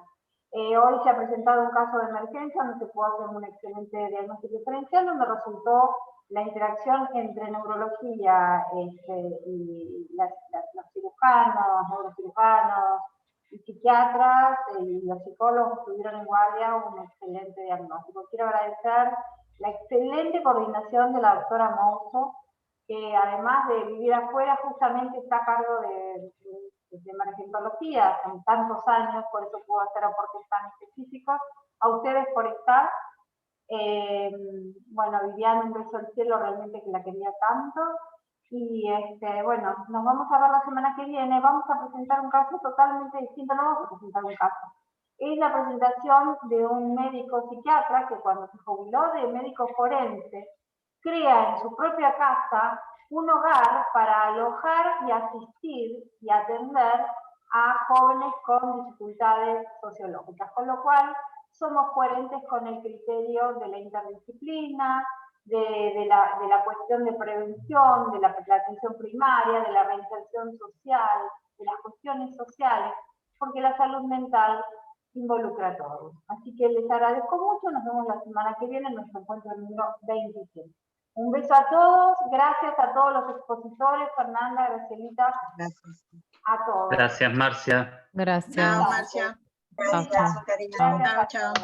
Gracias a Víctor que lo conectó al doctor del Río. Ramiro, fue un placer conocerlo, pero fue Víctor el que lo contactó. Así que gracias, Víctor.